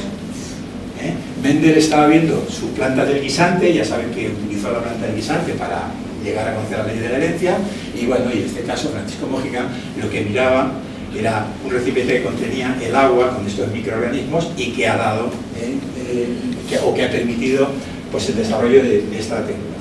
Bien, entonces, como decía, el CRISPR, lo que descubrió Francisco Mójica, es un sistema genético que lo que va a hacer es defender, permite que las bacterias se defiendan del ataque de los virus. Cuando un virus introduce su material genético en la bacteria lo que hace con este sistema es que lo reconoce y lo corta, con lo cual lo destruye. Y eso lo hemos aplicado, entre otras cosas, para hacer terapia génica. Entonces, como digo, la idea sencilla, que seguramente todos podrán recordar, es que el CRISPR es un sistema que nos permite cortar de una manera muy precisa y pegar. Si tenemos una alteración en el ADN, el CRISPR sería como una tijera. Es una tijera molecular que nos va a cortar justo donde nosotros queremos, es decir, justo donde se localiza la alteración, y posteriormente va a pegar la parte correcta. Elimina la mutación, lo incorrecto, y va a unir la parte correcta. Y sorprendentemente es muy sencillo, y esto funciona muy bien. Nosotros lo hacemos en nuestro laboratorio, no con personas, lo utilizamos para manipular genéticamente peces, porque nos sirven como modelo también para estudiar enfermedades, y cuando lo empezamos a hacer nos dimos cuenta de que funciona bien, es realmente sencillo. El CRISPR está formado por dos elementos. ¿Qué necesitamos? Necesitamos una guía que dirija o que reconozca la diana que estamos buscando, es decir, es una guía que lleve a las tijeras hasta el lugar de nuestro genoma que queremos cortar, y esa guía es una molécula de RNA. Bueno, nos da igual. Entonces, el sistema CRISPR tiene dos partes fundamentales: una guía y unas tijeras, y las tijeras están formadas por una proteína que se llama Cas9. ¿Vale? Entonces, la combinación de la proteína Cas9 y esa guía lo que va a hacer es dirigir el RNA que sirve de guía, va a dirigir a la tijera hacia el lugar exacto donde está, por ejemplo, la mutación que queremos corregir. Y una vez que ha llegado ahí, la tijera lo que hace es que corta. Y después los sistemas de reparación de la célula pueden sustituir el error por una secuencia que sea correcta, con lo cual el error está reparado. Esa sería, de una manera muy sencilla, sería el principio del CRISPR. De tal manera que, bueno, lo que nos permite, inicialmente lo que nos permitía era cortar. Si nosotros, ¿qué utilidad tiene solamente el hecho de poder cortar específicamente un gen? ¿Qué utilidad tiene? Pues es enorme, porque imaginen una enfermedad dominante que está de la retina, que está producida porque el gen estropeado produce una proteína tóxica. Esa proteína se va acumulando y hace que muera la retina. Si fuéramos capaces de romper ese gen tóxico, habríamos curado la enfermedad. Bueno, pues eso digamos que es la situación más sencilla, y eso lo permite el CRISPR. Pero no solamente eso, sino que además podemos hacer lo que se conoce como edición de bases, edición de letras. Además de cortar, luego podemos introducir el cambio correcto. Y eso lo que nos va a permitir es reparar mutaciones que son recesivas. En el primer caso tenemos un gen que produce una proteína tóxica y hacemos que deje de producirla. Pero en el segundo caso, la patología recesiva, lo que podemos tener es un gen que no funciona, que va a producir una proteína que no funciona, porque hay un defecto. Si yo corrijo ese defecto en el ADN, la proteína va a funcionar y de nuevo la enfermedad estará curada. Bueno, pues esto también lo permite el CRISPR. Bien, y como decía antes, podemos aplicar este tipo de terapia génica tanto in vivo, porque esto funciona, esta manipulación genética funciona dentro de nuestras células, como ex vivo. En oftalmología, pues esto lo podemos, los dos tipos de estrategias se puede utilizar, por ejemplo, para enfermedades de la córnea. Podemos coger células de la córnea, corregir el defecto genético en el laboratorio y luego implantarlas. Pero para las enfermedades de la retina, lo que tenemos que hacer es inocular el ADN terapéutico directamente en la retina. Pero bueno, que sepan que existen esos dos tipos de estrategias. Y esto, como decía, es también una realidad. Hay ensayos clínicos Estamos llegando ya al punto, no hay que yo sepa ningún tratamiento todavía en pacientes en patologías oftalmológicas y en otro tipo de enfermedades, pero estamos llegando a un punto en el que estamos ya muy cerca de eso. Por ejemplo, este año se acaba de publicar un estudio en el que se ha utilizado un modelo en ratón de retinosis pigmentaria. Es un ratón que se le llama humanizado, o avatar si quiere. ¿Por qué? Porque es un ratón al que se le ha introducido una mutación que produce la enfermedad en las personas. Y mediante CRISPR se ha conseguido corregir esa enfermedad en el ratón. Luego, de nuevo, esto es una prueba de que el método funciona, como en el caso del perro Lancelot. Si esto ha funcionado en los ratones y ha permitido corregir una retinosis pigmentaria, además una mutación humana en un ratón, ¿por qué no va a funcionar en los pacientes con retinosis pigmentaria? Pero claro, antes de poderlo aplicar a los pacientes, tenemos que estar seguros de que esto no va a producir otra serie de efectos indeseados. Pero estamos cerca, por eso digo que me gustaría transmitir este mensaje, como dice también el título de la charla, de que empezamos a ver la luz al final del túnel. Todavía estamos en el túnel, pero por fin yo creo que empezamos a ver la salida de ese túnel. Y será cuestión de tiempo que finalmente atravesemos el túnel. ¿Vale? Bien, y ya para terminar, para ir terminando, ¿qué avances concretos se han producido en terapia génica en enfermedades oftalmológicas que afectan a la retina? Pues el más importante es Luxturna. Aquí hay un ejemplo de ensayos clínicos que se están llevando a cabo para tratar distintas distrofias de la retina. Entre ellas está la amaurosis congénita de Leber, esta forma grave de la enfermedad, retinosis pigmentaria, la neuropatía hereditaria óptica de Leber, en fin, distintas. Como ven ahí son distintos ensayos clínicos y algunos de ellos muy avanzados. Algunos de ellos están ya en fase 2 o en fase 3. Eso quiere decir que están muy próximos a solicitar la autorización por parte de las autoridades sanitarias para que eso se pueda utilizar ya con los pacientes. Y el más avanzado de todas estas terapias génicas, aunque no es CRISPR, es una terapia de sustitución, es el tratamiento con este fármaco que se llama Luxturna. Luxturna permite tratar a pacientes con retinosis pigmentaria, pero no a todos los pacientes con retinosis pigmentaria, sino a aquellos pacientes que tienen alterado un gen en concreto. Un gen que se llama RPE65. Bueno, nos da igual. Y claro, estos pacientes no son muchos. De hecho, se calcula que en España podría haber en torno a 60 o 65 pacientes que se podrían beneficiar de esta terapia. Pero, repito, este es el inicio. Y detrás de estos pacientes seguramente vendrán otros. Detrás de este tipo de retinosis pigmentaria probablemente vendrán otro tipo de tratamientos. ¿En qué consiste el tratamiento con Luxturna? Que es una terapia de sustitución. Este tipo de retinosis pigmentaria, la RP65, como decía antes, es recesiva. Es decir, estas personas lo que tienen son los dos genes estropeados.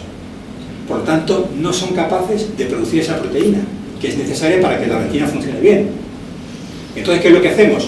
Cogemos un virus y hacemos que ese virus lleva un trozo de ADN que va a hacer que cuando se produzca la infección, las células produzcan esa proteína, la RP65 normal. Entonces lo que hacemos es, mediante una inyección subretiniana, esto es lo que hacen los oftalmólogos, se inoculan los virus van a infectar al epitelio pigmentario de la retina, que es donde se tiene que producir de manera natural esa proteína, y hay falta, y de esa manera, una vez que el virus introduce el material genético, esas células que hasta ese momento no podían producir la proteína RP65, ahora la producen. Con lo cual, el ciclo visual se restaura. Estamos solucionando el problema. La enfermedad está producida porque falta una proteína. Y lo que estamos haciendo a través de los virus es introducir un trocito de material genético que va a permitir que esas células produzcan la proteína. La pregunta es, ¿esto funciona? Es bonito, ¿no? Parece que es bonito, la idea es atractiva, pues funciona. Lo sorprendente es que esto funciona. Ya no es una posibilidad, sino que sabemos que funciona. Y esto es un resultado de qué ha pasado con los pacientes, esto estos son pacientes estadounidenses a los que se les aplicó el tratamiento. Hay entre 8 y 10 pacientes. Y lo que estamos viendo ahí es un seguimiento de la función visual a lo largo de 2 años. 2 años después del tratamiento. Cada línea correspondería a un paciente. Y bueno, lo que nos quiere decir esta gráfica es que la función visual en la mayor parte de los ojos tratados se mantiene. Es decir, no ha habido una pérdida de la función visual, sino que se ha mantenido. Y en algunos ojos se ha producido una pequeña mejoría. Sería ese aumento que estamos viendo. En algún caso también ha habido una disminución. Pero bueno, la conclusión de esto es que la terapia como mínimo ha conseguido mantener la función visual durante 2 años en la mayor parte de los pacientes. ¿Qué describen los pacientes que han sido tratados? ¿Cuáles son sus sensaciones? Pues eso está recogido en esta gráfica, y entre el 40 y el 80% de los pacientes lo que dicen es que ven mejor, tienen más contraste en la visión, perciben mejor el brillo de la luz. No se ha recuperado completamente la visión normal, pero sí que mejora la visión nocturna. Entonces la visión en condiciones de poca luz ha mejorado, ellos perciben mejor la visión, mejora el contraste de los objetos, y también muchos de ellos se quejan de fotofobia, es decir, les molesta la luz, entonces tienen que usar gafas de sol, y también de dolor de cabeza, probablemente como consecuencia de que ha aumentado la sensibilidad a la percepción de la luz. Digamos que es un efecto secundario. Y podríamos resumir el efecto que produce el tratamiento de esta manera. Si un paciente, antes de aplicar el tratamiento, pues veía con dificultad el contorno de una taza blanca sobre una mesa, pues después del tratamiento mejoraría de esa manera. O serían capaces, por ejemplo, de distinguir la silueta de una persona. Si antes del tratamiento pues no veían el contorno de una persona, después del tratamiento pues mejora la visión. Y vamos a ver ahora testimonios de alguno de estos pacientes. Bien. Bueno, pues esos son estudios que se han hecho con pacientes estadounidenses, pero en España también se ha empezado ya a aplicar este tratamiento, que tiene muchas cosas interesantes. Esta es la niña, Noa, es una niña catalana a la que se le aplicó el tratamiento por primera vez. Esta niña tiene una retinosis, perdón, en este caso no era una retinosis pigmentaria, RPE 65 puede producir tanto retinosis pigmentaria como amaurosis congénita de Leber, que es la forma más grave. Pues esta niña lo que tenía era una amaurosis congénita de Leber y prácticamente había perdido la visión. Se llama Noa y la trataron en el Hospital San Juan de Dios de Barcelona. Y bien, tiene 12 años y fue tratada en el año 2020. Entonces lo que se ha observado en el caso de esta paciente es que su visión periférica se ha aumentado muchísimo, y la visión central se calcula que ha mejorado aproximadamente en un 10%. Además, como decía antes, la visión nocturna en condiciones de baja luminosidad también ha mejorado, de tal manera que ahora es capaz de deambular ella misma. No leía, utilizaba el braille para leer, y ahora es capaz de leer textos con un tamaño de letra de 16. O sea, eso es una mejoría importante. De hecho, su madre dice que ha sido como un regalo, porque le ha cambiado la vida. Era una niña que, como digo, prácticamente estaba ciega. Bien, la historia yo creo que es interesante, es prometedora, nos demuestra que esto va a seguir evolucionando, pero tiene inconvenientes. Este es uno de los fármacos o de los tratamientos más caros que existen. El precio inicial de este tratamiento era de 800.000 euros. Entonces, claro, esto plantea un problema muy importante, ¿no? La sanidad pública puede asumir, claro, si se trata de un paciente, pues no, o de 60 pacientes no hay problema, pero bueno, cuando hablamos de miles de pacientes, la sanidad pública puede asumir estos costes.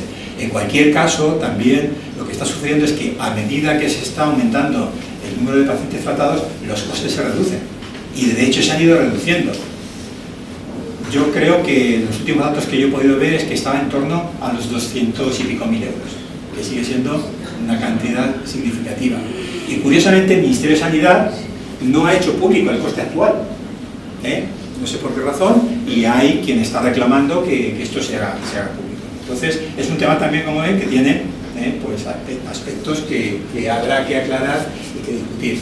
Bueno, y desde el año 2020 no solamente se aplica esta terapia en este hospital catalán, sino que también se aplica, por ejemplo, en el 12 de octubre de Madrid o en el Hospital Universitario de San Sebastián. O sea que esto, lo lógico es que se siga extendiendo.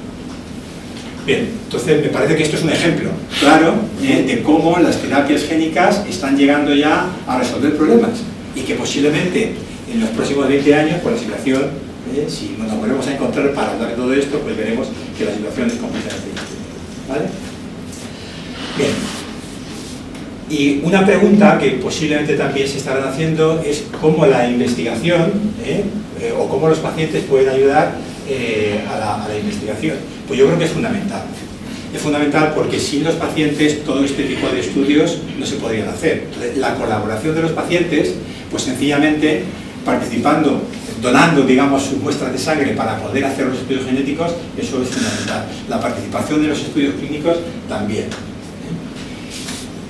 Y, como comentaba al principio, pues la participación en estos estudios no nos va a garantizar que el propio paciente se pueda beneficiar de los resultados, pero desde luego estaremos sentando las bases para que se puedan beneficiar en el futuro otros pacientes que incluso pueden ser familiares suyos.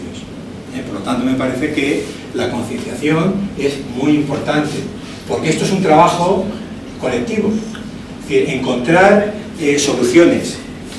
Estas enfermedades son multifactoriales. Encontrar soluciones, tratamientos, o encontrar soluciones que contribuyan a mejorar la calidad de vida de estos pacientes en el día a día, es una tarea compartida, es multidisciplinar y es necesaria la colaboración de oftalmólogos, es necesaria la colaboración de las administraciones, es necesaria la colaboración de las asociaciones de pacientes, como la que hay aquí, en fin, la ONCE, FARPE, Fundaluce, la Asociación de Redes Experimentarias, y por supuesto también es necesaria la colaboración de los científicos. De tal manera que si somos capaces de remar todos juntos y de empujar todos en la misma dirección, yo tengo pocas dudas de que en un horizonte al que yo no voy a poner fecha, pero no muy lejano, pues encontraremos solución para todos esos problemas. De tal manera que, bueno, esto es todo lo que yo quería contar en esta mañana y muchísimas gracias por la atención.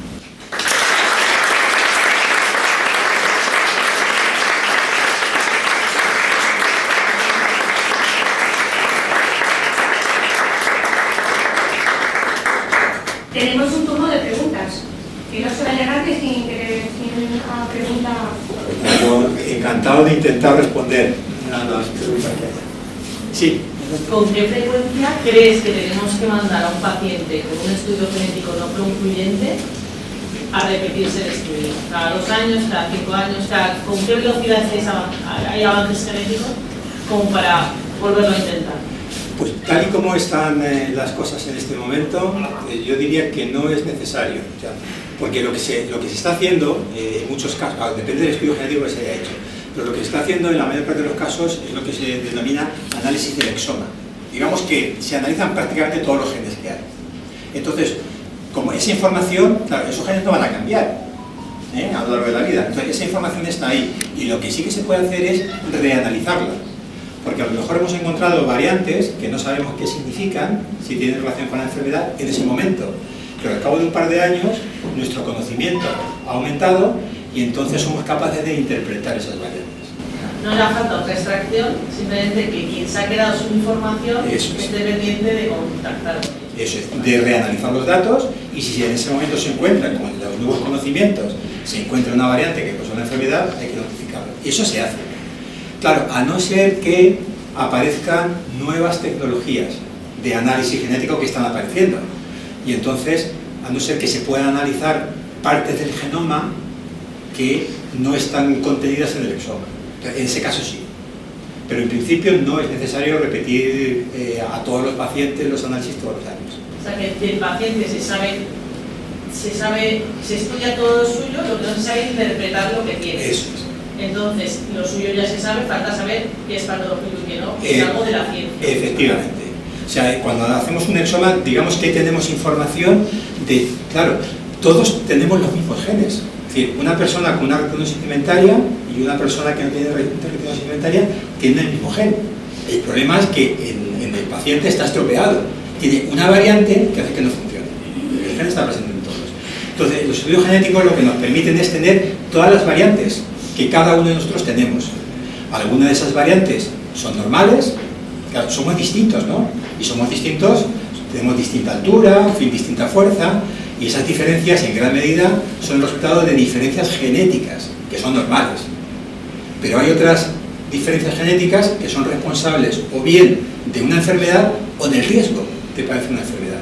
Y eso es lo que todavía no somos capaces de interpretar. Entonces, yo puedo encontrar en un paciente una variante, pero no estar seguro de si es la causa de la enfermedad. Y por eso la denomino variante de significado incierto. Claro, entonces no puedo utilizarla clínicamente. Pero al cabo de unos años, con más información, a lo mejor resulta que se demuestra que esa variante que tiene ese paciente sí que es la causa de la enfermedad. Entonces no necesito volver a hacer el análisis.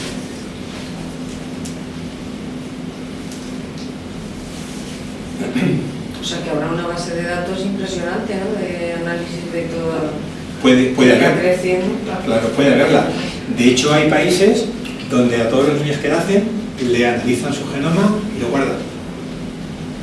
Claro, eso también plantea problemas éticos y de confidencialidad importantes. Y bueno, nos abre otras expectativas y del mundo. Pero en teoría sería posible. O sea, como esto ahora es tan fácil, analizar el material genético es tan fácil, es tan rápido y es tan barato, eso se podría hacer. Podríamos tener cada niño que nace una muestra de sangre y hacer un estudio genético. Y ahí veríamos cuáles son las variantes genéticas que le pueden producir una enfermedad o que le van a predisponer. Porque claro, hay variantes genéticas que son causa directa de la enfermedad, o sea, si la tienes, va a ser una enfermedad, pero otras son factores de riesgo. Entonces, dependiendo de la vida que lleve esa persona, si tú naces con un factor de riesgo, qué sé yo, de hipertensión arterial, o de un conjunto de factores de riesgo genético de hipertensión arterial, dependiendo de la vida que lleves, de cuál sea tu alimentación, de cuál sea el ejercicio físico que hagas, es decir, dependiendo de los factores ambientales que añadas, finalmente vas a desarrollar de hipertensión o no. Entonces podría ser interesante decirle a fulanito, tú tienes un riesgo genético elevado de tener hipertensión arterial, si controlas tu alimentación, si haces ejercicio físico diario, pues es posible que la tengas. Sí, Elena. Muchísimas gracias por esta extraordinaria charla que nos has dado y toda la información fantástica. Muchísimas gracias, Julio. Te quería hacer una pregunta así, sencilla. Creo que últimamente empiezan a salir bastantes problemas con la técnica CRISPR. ¿Tú sabes de alguna así que esté empezando realmente a no ser tan positivo todo lo que está saliendo con CRISPR? Sí, bueno, uno de los, que yo sepa, uno de los problemas que ha habido justamente es en guardar relación con la Cas9, con la proteína, porque si no recuerdo mal, procede de una bacteria, que es el estafilococo dorado, que es una bacteria que nos infecta a todos. ¿Qué quiere decir eso? Que tenemos anticuerpos. Entonces, si utilizamos ese CRISPR con esa Cas9 de estafilococo para hacer una terapia génica, el paciente responde produciendo anticuerpos, o tiene anticuerpos, con lo cual se neutraliza. Pero se han buscado soluciones. Pues claro, no solamente, o sea, hay muchas bacterias que tienen este sistema, el CRISPR, entonces se están seleccionando proteínas de este tipo de otras bacterias. Ese es uno de los problemas que yo conozca. Pero bueno, es como todo, esto no es una panacea inmediata, sino que es una tecnología, pero como cualquier tratamiento. O sea, pensemos, esto lo novedoso que tiene, creo yo, es que estamos hablando de manipulación genética. Y además de manipulación genética in vivo. Pero los problemas que plantea no son distintos a los de cualquier fármaco. O sea, es que no hay fármaco que no tenga efectos secundarios. Todo depende de qué, depende de la dosis. Y lo que hay que hacer al final es tener un equilibrio, ¿no?, entre el efecto terapéutico y el efecto secundario. Y claro, aplicarlo siempre que el efecto terapéutico sea mayor que el efecto secundario. Sin embargo, la ventaja que tienen las aproximaciones genéticas, desde mi punto de vista, es que los efectos secundarios, si se hace bien, son mínimos, porque es algo muy, muy específico. O sea, lo dirigimos concretamente hacia esa lesión. Entonces, bueno, yo creo que cuando todo esto se perfeccione, que se está en ello, pues yo creo que van a ser métodos pues, muy eficaces. Va a plantear nuevos problemas, porque claro, esto lo podemos utilizar para reparar genes defectuosos o para cambiar genes sanos por otros. Esto nos puede permitir, por ejemplo, diseñar qué hijos queremos tener. Podemos cambiar genes para que la persona sea más fuerte, por ejemplo, o sea más alta, o para cambiar el color de los ojos. El color de los ojos es complicado porque no depende de un solo gen, ¿no?, sino que depende de muchos genes. Entonces, en teoría, esas aplicaciones también van a ser posibles. Y todo esto, como es lógico, pues habrá que regularlo. Habrá que regular el uso que se hace de todo este tipo de terapia, de la información genética y de la manipulación genética. O sea que estamos, yo creo que en un mundo de cambios. Si a esto le añadimos la inteligencia artificial,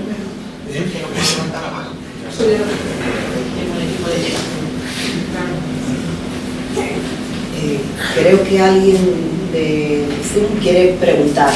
¿Es así?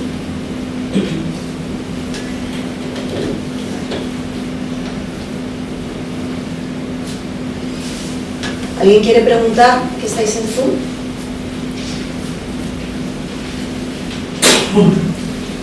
Me había parecido que no.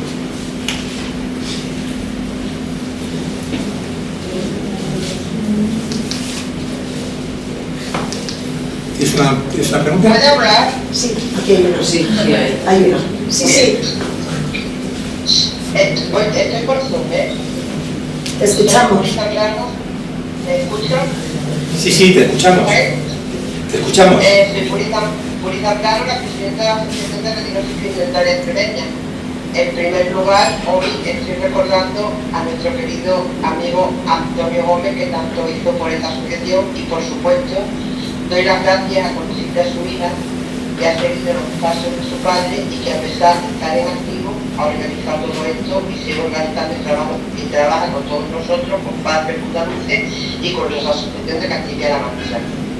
Y gracias a todos los que estáis ahí un sábado ofreciéndonos vuestra disposición, porque eso lo agradecemos mucho a los que padecemos esta enfermedad llamada retinosis pigmentaria.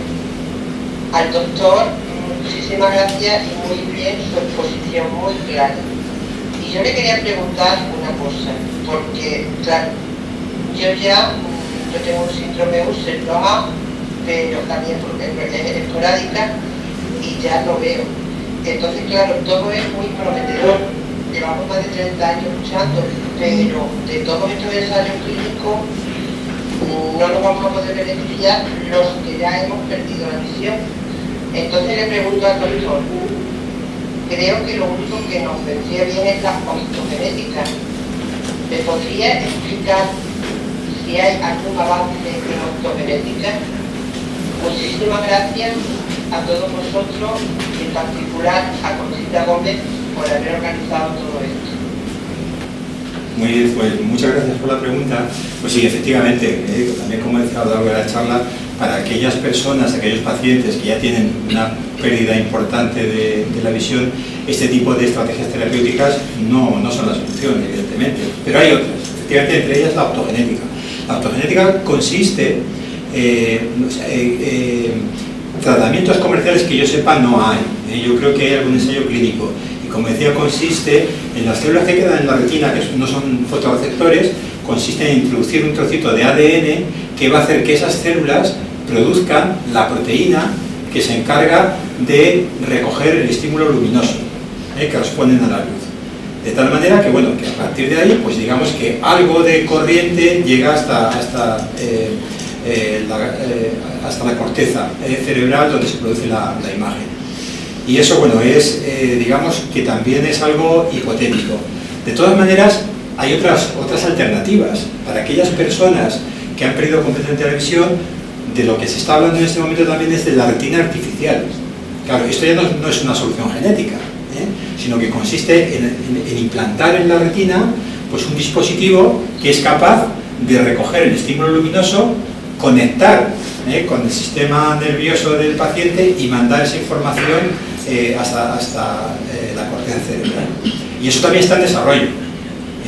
Pero desgraciadamente, al menos que yo sepa, no es una solución que se pueda llevar a la práctica clínica en este momento.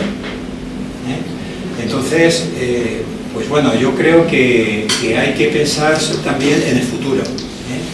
Hay que pensar, como decía antes, en que van a seguir naciendo personas, niños, que tienen estas enfermedades y posiblemente ellas no tengan que pasar pues por todas las limitaciones a las que se están enfrentando pues, buena parte de ustedes. No sé si he respondido suficientemente a la pregunta. Sí, realmente nosotros seguimos luchando por las generaciones que vienen detrás, pero claro, cuando ya nos cogen a cierta edad también es muy difícil adaptarse. Por eso también siempre pienso que la investigación también debería estar un poco con nosotros, mucho diría yo, porque las personas mayores que estamos acostumbradas a hacer una vida normal sufrimos mucho en la adaptación. Si me han respondido a la pregunta, claro, todo sería ideal una retina artificial, perfecto, igual que hay implante coclear, pero lo vemos tan lejano. Sí, es que desgraciadamente, también como decía al principio de la charla, es que son problemas muy complejos. Ya nos gustaría, pero todo esto, fíjese que estamos hablando de plazos de tiempo de en torno a 20 años. 20 años para que se produzcan avances significativos. Otra posibilidad que también se ha estado explorando, lo que pasa es que yo en este momento no sé cómo está, es la de las células madre. La implantación de células madre que sean capaces de regenerar y de volver a formar las células que se han perdido. Pero bueno, también es una posibilidad, que yo sepa no hay... Para eso el nervio tiene que estar bien también. Claro. O sea, cuanto mayor es, digamos, el deterioro que se ha producido en el ojo, cuanto más sean las estructuras que se han alterado, pues más complicada es la situación. O sea, por eso yo creo que hay que ser realistas. O sea, no hay que hacer falsas promesas, sino que es que desgraciadamente la situación es así de complicada. Estoy totalmente como usted y soy realista, o sea que no creo en los avances estos que están por encima en las noticias sensacionalistas, podríamos decir. Pero le doy gracias a usted y a todos los que están trabajando, investigando, por estar con nosotros y ayudarnos en el día a día y tener esa esperanza de que por lo menos las próximas generaciones pues no sufran lo que nosotros estamos sufriendo. Así que muchísimas gracias por dedicar un sábado a nosotros y a todos los que están ahí presentes. Muchísimas gracias. Muy bien, muchas gracias.